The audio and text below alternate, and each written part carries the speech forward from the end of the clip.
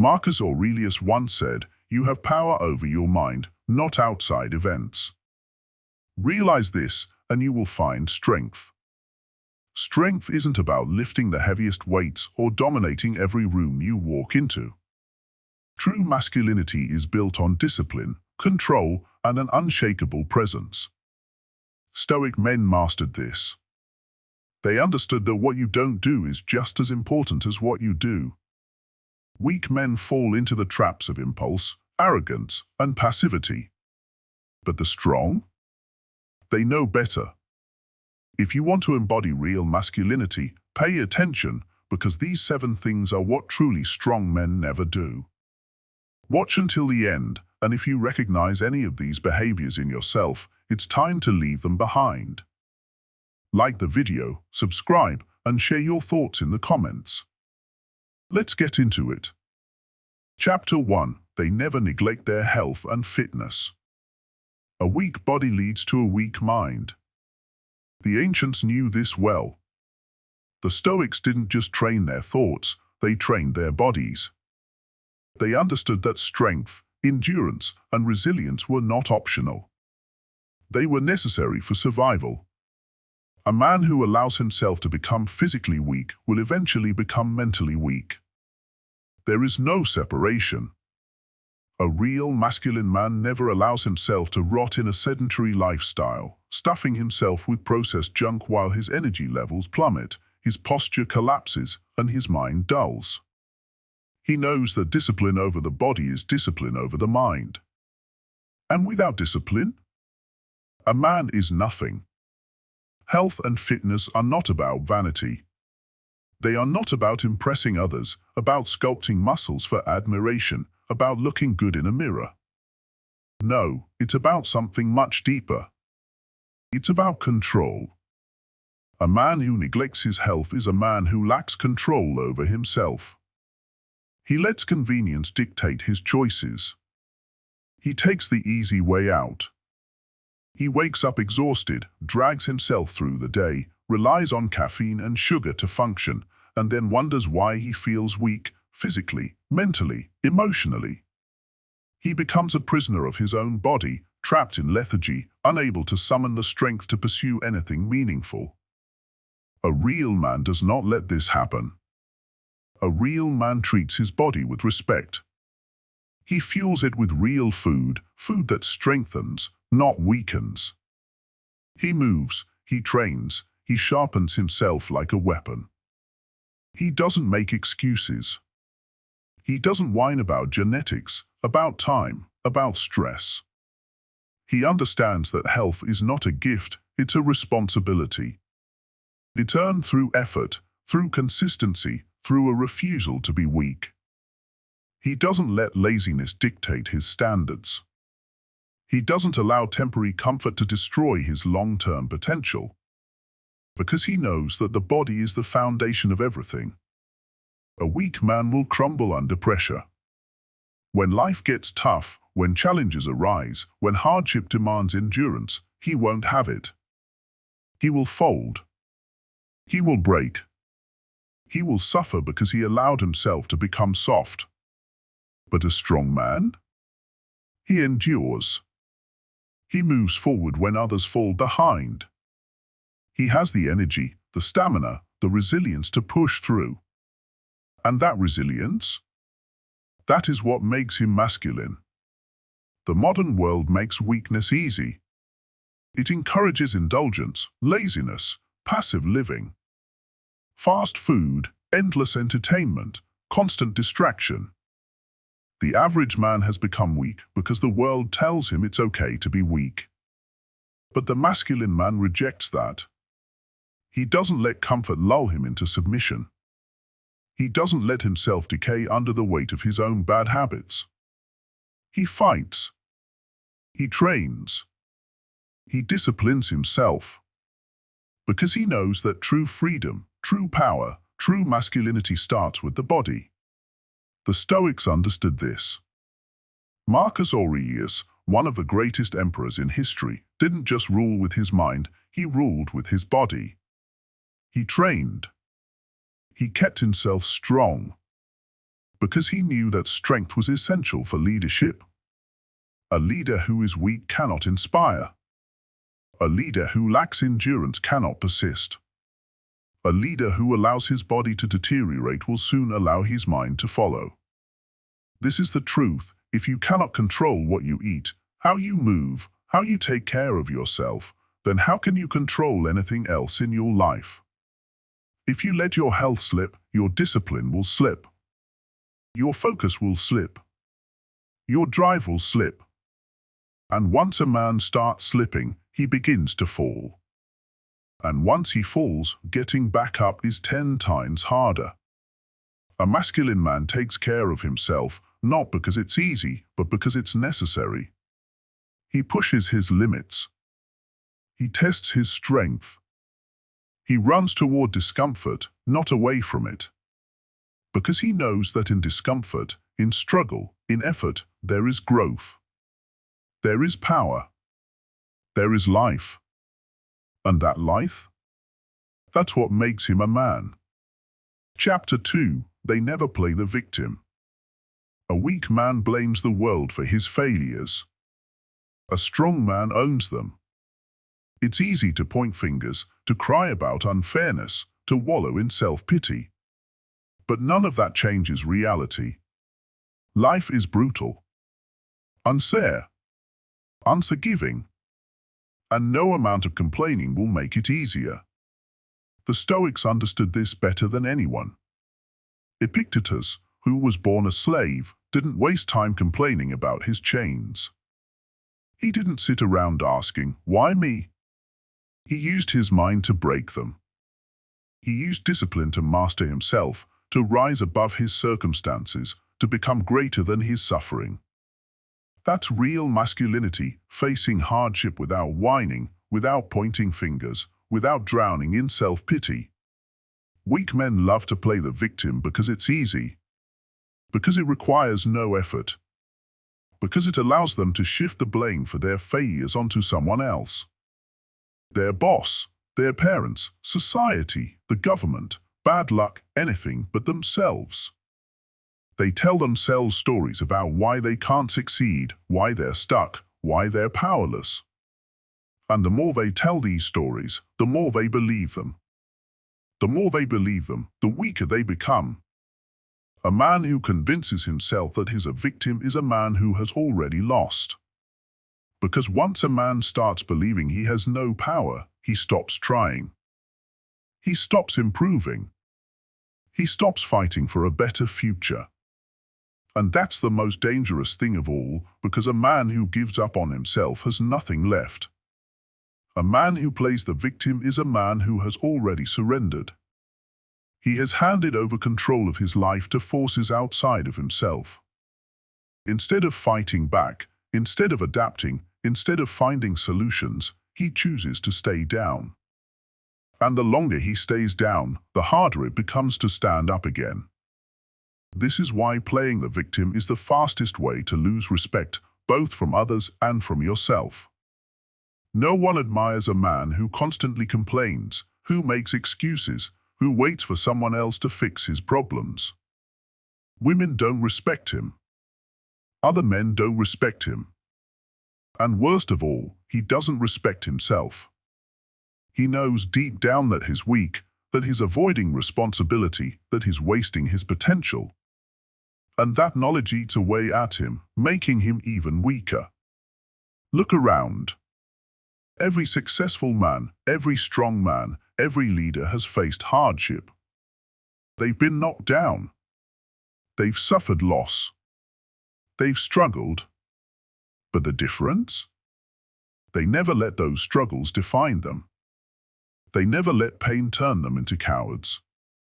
They never let failure turn them into victims. Instead, they use hardship as fuel. They learn from it. They get stronger. They rise. They understand that suffering is part of life, but suffering is also a choice. You can let it destroy you, or you can let it shape you into something greater. And the ones who choose strength, they are the ones who succeed. Life will hit you. It will test you. It will throw obstacles in your way, betray you, beat you down, take things from you that you never wanted to lose. And when it does, you have two choices: collapse under the weight of your own excuses or stand the hell up and fight. The first option is easy. It's comfortable. It lets you avoid responsibility. It lets you feel sorry for yourself. But it will never make you strong. It will never earn you respect. It will never get you anywhere worth going. The second option? It's harder. It's painful. It requires resilience, discipline, and accountability. But that's what makes it powerful. That's what turns men into warriors instead of cowards. A masculine man understands that he can't control everything, but he can control how he responds. And that response? That's what separates the weak from the strong, the cowards from the conquerors, the victims from the victors. No one is coming to save you. No one owes you anything.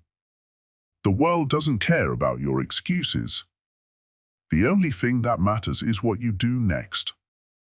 Will you let your circumstances break you? Or will you rise above them? The truth is simple. Every time you make an excuse, every time you blame someone else, every time you refuse to take ownership of your life, you are choosing weakness. You are choosing failure. But when you take responsibility, when you own your mistakes, when you stop looking for pity, when you stand up and decide to take control, that's when everything changes. That's when you stop being a victim and start being a man. And in the end, that's the only real choice. Will you let the world shape you? Or will you shape yourself? Will you be crushed by your failures? Or will you turn them into fuel? Will you spend your life blaming others? Or will you take responsibility and become the man you were meant to be? That answer defines everything. Chapter 3. They never chase women. There is nothing more pathetic than a man who chases women like a starving dog begging for scraps. A man who throws away his dignity, his time, and his energy for women who don't respect him. A man who mistakes chasing for attracting. He believes that the more he tries, the more he gives, the more he sacrifices, the more desirable he will become. But the truth is the opposite. The more he chases, the less he is valued. The more he begs, the weaker he appears. The Stoics understood this well. Seneca once said, "A gift consists not in what is done or given, but in the intention of the giver." A man who gives out of confidence and strength commands respect. A man who gives out of desperation and neediness earns only contempt. Women do not admire the man who bends over backward to please them. They do not respect the man who puts them on a pedestal. And they certainly do not desire the man who makes them the center of his existence. Desperation is a repellent. A man who values himself does not need to chase. He becomes the one who is pursued. The truth is simple: men who chase women are men who lack purpose. They direct all their energy toward validation instead of mastery. They believe that their worth is measured by how many women they can attract, how much attention they can gain, how much approval they can receive. And in doing so, they lose everything: respect, power, even attraction itself. A man who chases women is a man who has already admitted, whether he realizes it or not, that he is not enough on his own. That he needs someone else to complete him. That he is, at his core, lacking. And no woman, no matter how kind, will ever admire a man who lacks himself. The irony is that the more a man chases, the less he gets. He texts too much, he tries too hard, he puts in all the effort, and yet the woman pulls away. She sees him as weak, as disposable, as replaceable. Because deep down, she knows a man who has to chase is a man who has nothing better to do. And a man who has nothing better to do is not a man worth having. A real masculine man does not chase. He attracts. And he attracts not by playing games, not by pretending not to care, but by genuinely not needing to. He focuses on his path. He builds himself, sharpens his mind, strengthens his body, and dominates his craft. He becomes so consumed by his mission, his work, his vision, that women are drawn to him without effort. Not because he begged for their attention, but because he didn't need it in the first place. Look at the men who truly command attention. They are not the ones who spend their days sending desperate messages, liking every photo, and rearranging their schedules for a woman who barely notices them. They are the men who are busy, too busy improving themselves to care whether someone is impressed. They are the men whose lives are full, whose goals are consuming, whose time is valuable.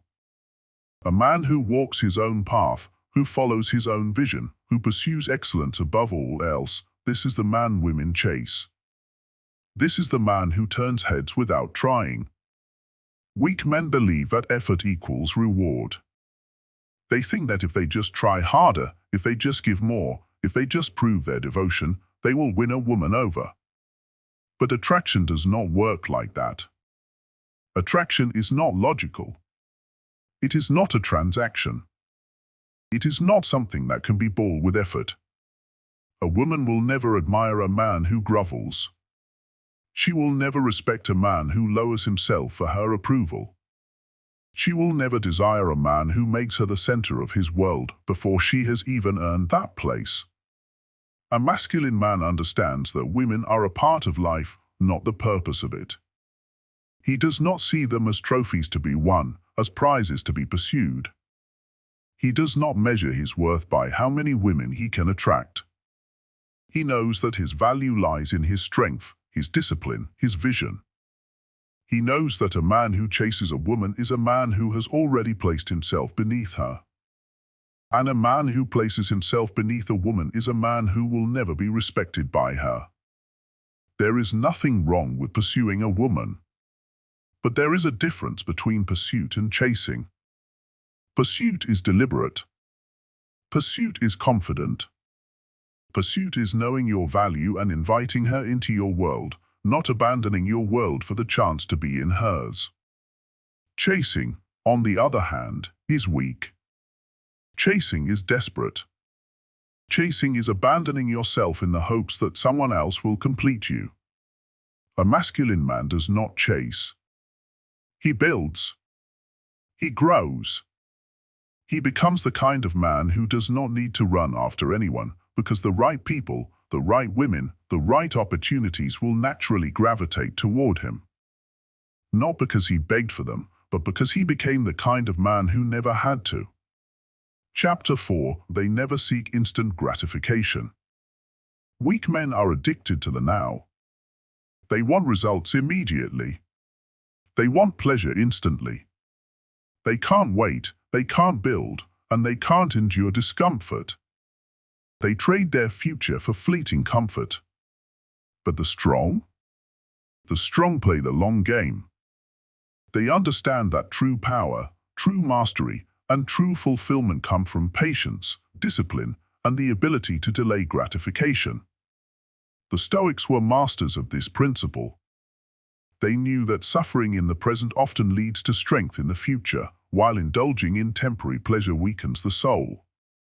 Marcus Aurelius ruled an empire, yet he lived simply. He denied himself excess, understanding that true power came from control, not indulgence.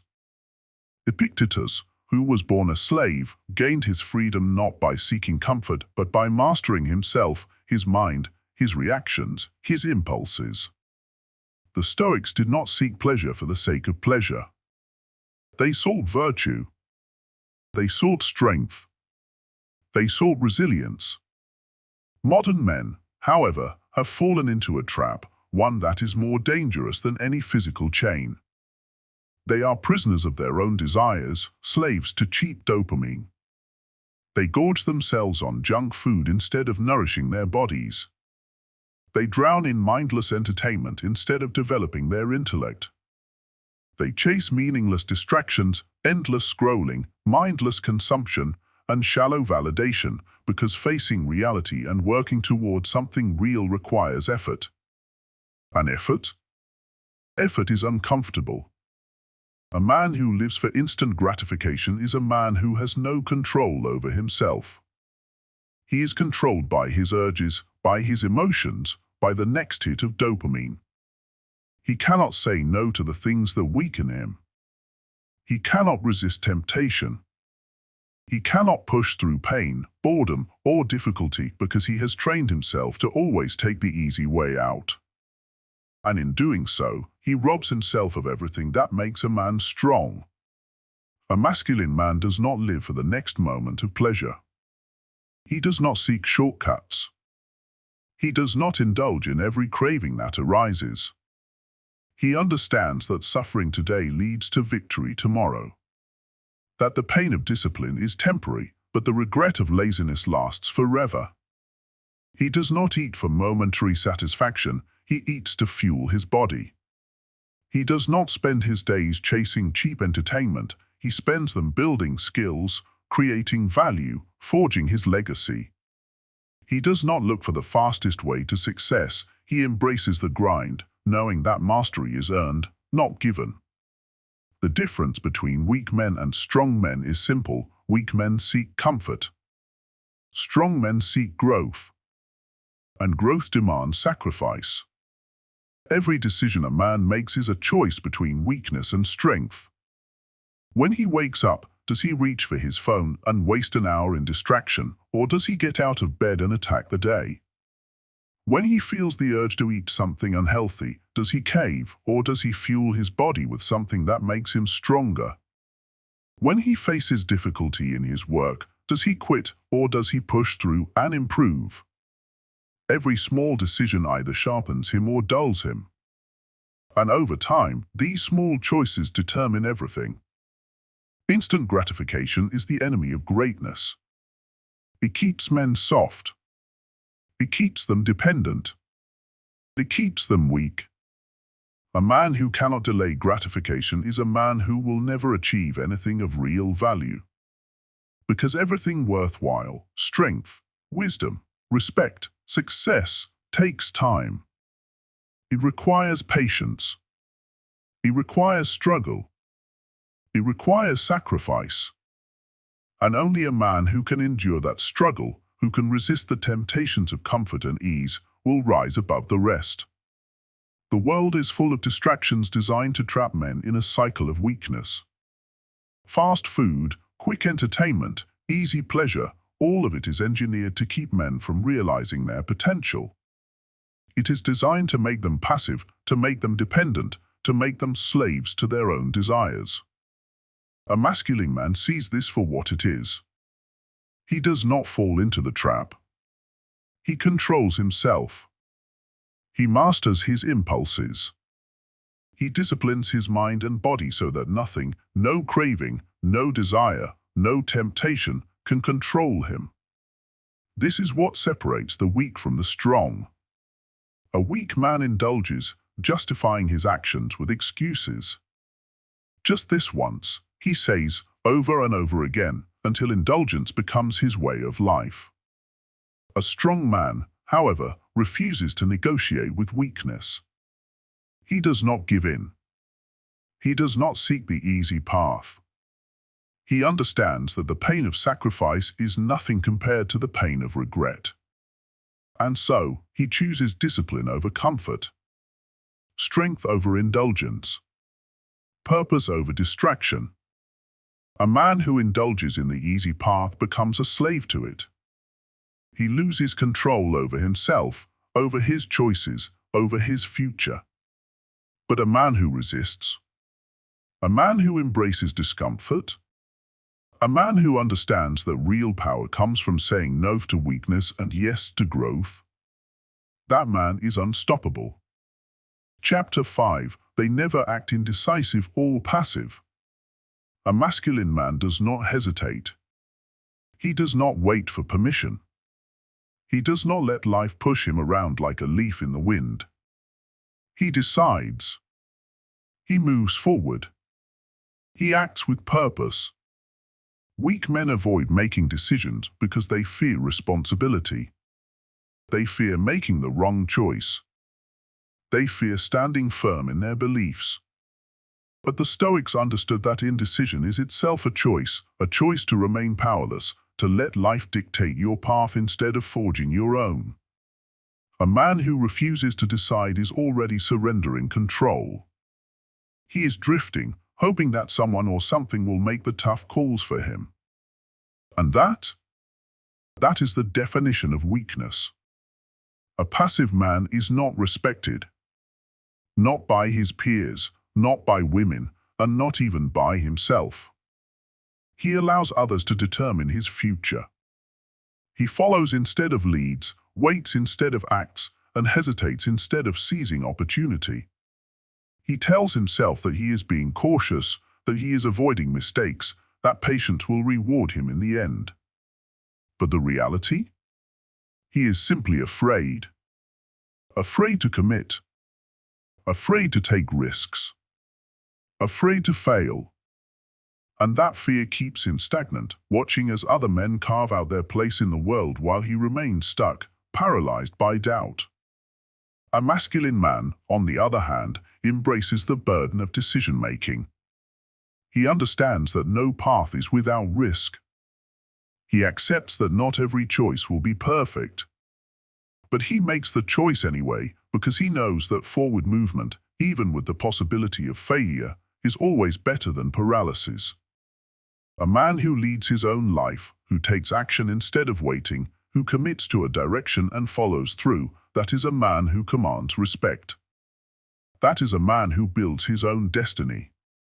The Stoics believed that life is unpredictable, that certainty is an illusion, and that the only thing within our control is our own actions. Marcus Aurelius wrote, "It is not death that a man should fear, but he should fear never beginning to live." Living, truly living, means making choices. It means stepping into the unknown with courage. It means accepting the weight of responsibility and refusing to be passive in the face of adversity. A man who hesitates, who wavers, who refuses to take control of his own life is not living, he is merely existing. Leadership begins with the ability to decide. A man who cannot lead himself will never lead others. Indecision is the death of leadership. It erodes trust.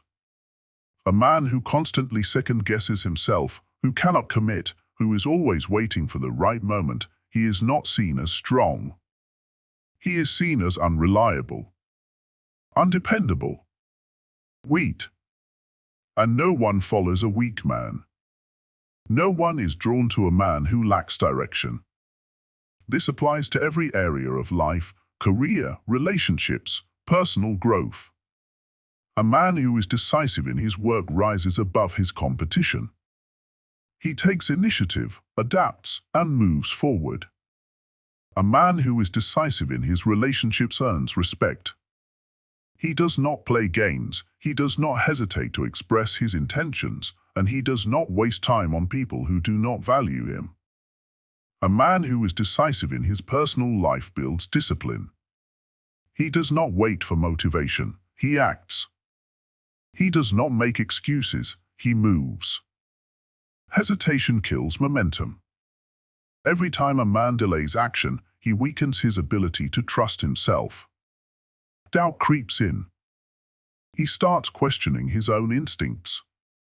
And soon, he becomes trapped in a cycle of inaction, wanting to change, but fearing the steps it takes to do so. But a man who makes a habit of acting decisively? He builds unstoppable confidence. Every choice strengthens his belief in himself. Every action reinforces his ability to lead.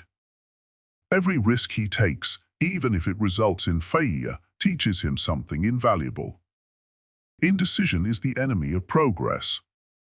A man who hesitates too long misses opportunities that will never come again. A man who waits for perfect conditions before making a move will wait forever. The world does not slow down for those who are afraid to act. And no one, no woman, no friend, no employer respects a man who refuses to take charge of his own fate. A masculine man is not reckless. He does not make impulsive decisions without thought. But he also does not let fear paralyze him. He weighs his options, makes the best decision he can, and moves forward. If he fails, he learns. If he succeeds, he builds. But either way, he acts. Because a man who does not choose his path in life is already lost. Chapter 6. They never let arrogance define them. Confidence is earned. Arrogance is fate. A truly strong man does not need to announce his dominance, demand respect, or constantly prove himself to others. His presence alone speaks volumes. He does not seek validation because he does not need it. His actions, his discipline, and his unshakable mindset make it clear that he is a man of substance, not just noise. Arrogance, on the other hand, is a mask. It is the shield that weak men use to cover their insecurities. The man who constantly brags, who feels the need to call himself an alpha, who looks down on others in an attempt to elevate himself, he is not strong. He is fragile. He is building a house of cards, convincing himself that he is powerful while secretly fearing the moment someone calls his bluff. The truly powerful man does not waste time boasting. He has nothing to prove. He does not need to exaggerate his accomplishments, inflate his status, or demand recognition. He simply is. He enters a room and people feel his presence, not because he is loud or overbearing, but because his self-assurance radiates in his every movement. He does not force others to respect him, he earns it effortlessly through his actions, his consistency, and his integrity. A weak man is obsessed with validation. He needs to be seen, acknowledged, and admired. He constantly talks about his victories, his achievements, his supposed superiority. But the irony? The more a man brags, the less impressive he becomes. True strength does not need advertisement. It does not scream for attention.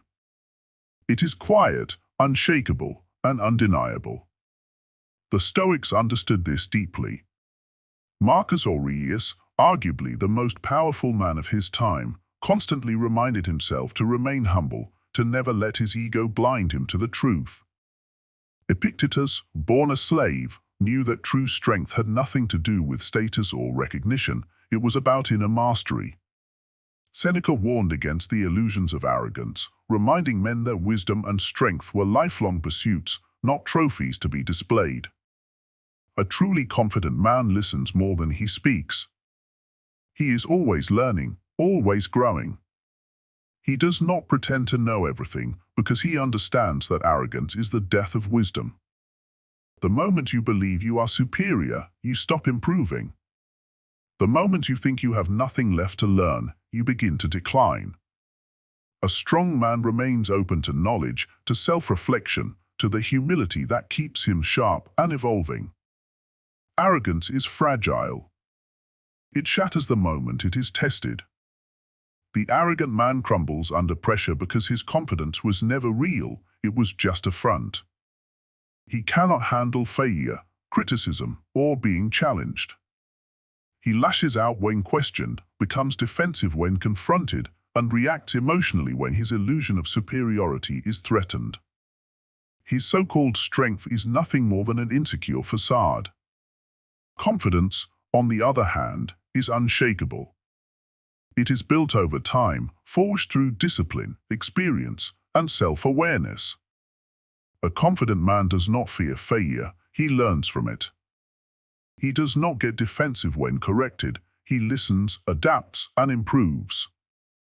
He does not waste time trying to impress people who do not matter, he focuses on his own mission, knowing that his success will speak for itself.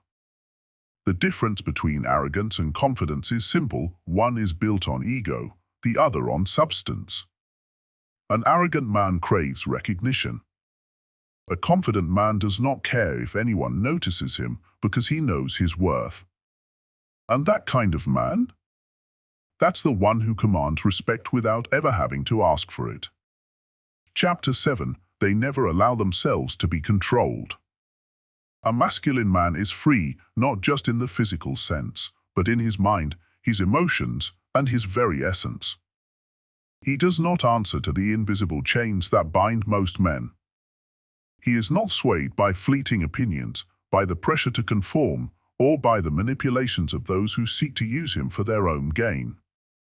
He stands firm, rooted in his own beliefs, making choices based on his values rather than the expectations of the weak-minded masses. Society is built on control. Governments, corporations, media, and even personal relationships often function on the principle of dominance. The weak submit, hoping for comfort in exchange for obedience. They trade freedom for security, unaware that true safety only exists when a man governs himself. A masculine man understands this. He does not give others the power to dictate his emotions, his actions, or his direction in life. He sees the game being played around him, and rather than being a pawn, he rises above it. The Stoics believed that true strength came from within. Marcus Aurelius ruled an empire, yet he never allowed power to corrupt his mind. He understood that external forces, wealth, fame, or the opinions of others, were illusions. Epictetus was born into slavery, yet he remained mentally free, knowing that no man could own his thoughts or his will. Seneca amassed fortune and influence, but he always maintained control over himself, never allowing material success to define his worth. If you are controlled by money, you are not a man, you are a slave to your paycheck, willing to compromise your integrity just to keep a job you hate. If you are controlled by lust, you are not a man, you are a prisoner to your impulses, chasing women and meaningless pleasure while your purpose rots in the background. If you are controlled by fear, you are not a man, you are paralyzed, unable to act, speak, or move forward because you're too scared of failure, rejection, or hardship. And if you are controlled by the need for validation, you are not a man, you are desperate, constantly shifting who you are just to gain approval from people who don't even respect you.